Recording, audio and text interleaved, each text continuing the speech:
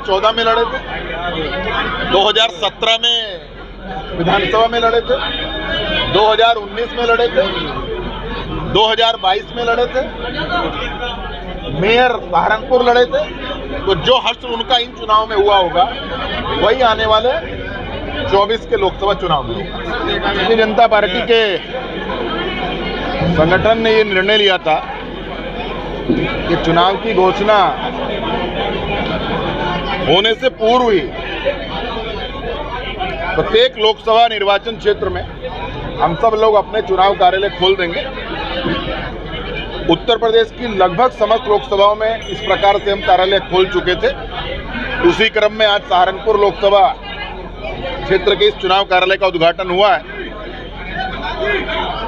कार्यालय उद्घाटन के समय कार्यकर्ताओं के जोश और उत्साह को देखकर आप सब लोग स्वयं आकलन कर सकते हैं कि मात्र सहारनपुर में ही नहीं, पूरे देश के अंदर देश के यशस्वी प्रधानमंत्री नरेंद्र मोदी जी के नेतृत्व में भारतीय जनता पार्टी के प्रति आम जनमानस में एक उत्साह का माहौल है।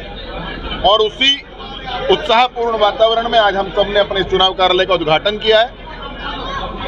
मुझे लगता है कि अब से मार्च के पहले हफ्ते में, दूसरे में, जब भी चुनाव आयोग तय करेगा, चुनाव की तिथियां घोषित हो जाएंगी।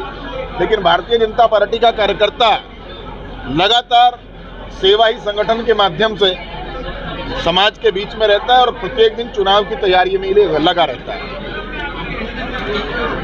जिस तरीके से इंडिया गठबंधन टूटता नजर आ रहा है, इसमें कितना फायदा भारतीय जनता पार्टी को चुनाव में? भारतीय जनता पार्टी किसी गठबंधन के टूटने और जुड़ने से चुनाव नहीं जीतती है। भारतीय जनता पार्टी अपने तपस्वी कार्यकर्ताओं के दम पर और विश्व के सबसे लोकप्रिय नेतृत्व के रूप में मिले हुए प्रधानमंत्री नरेंद्र मोदी जी की ताकत के बल पर चुनाव जीतती है और हम उसी ताकत पर दोबारा से इस चुनाव को जीतेंगे। गठबंधन की तरफ से जो है कांग्रेस में इमरान मसूद का नाम सामने आ रहा है। अगर इमरान मसूद चुनाव लड़ते हैं तो कितना प्रभाव यहाँ के चुनाव में? बहुत स्पष्ट कर देना चाहता हूँ, 2014 में लड़े थे, 2017 में विधानसभा में लड़े थे, 2019 में लड़े थे, 2022 में लड़े थे, मेयर सहारनपुर लड़े थे।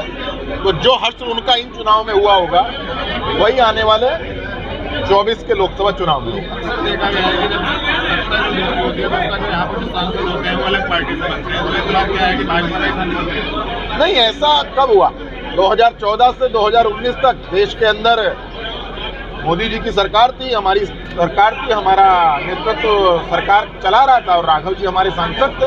और देखिए, ये जो धारणाएं हैं ना, इन धारणाओं को तोड़ने का काम भारतीय जनता पार्टी के नेताओं ने किया है। जिस नोएडा के अंदर उत्तर प्रदेश का कोई मुख्यमंत्री जाता नहीं था, जिस बिजनौर जनपद में कोई मुख्यमंत्री रात्रि प्रवास नहीं करता था, जिस आगरा के अंदर कोई मुख्यमंत्री सर्किट हाउस में रुकता नहीं था, मेरे मुख्यमंत्री ने इन सब धारणाओं को तोड़कर अनेकों बार इन जिलों का दौरा किया है।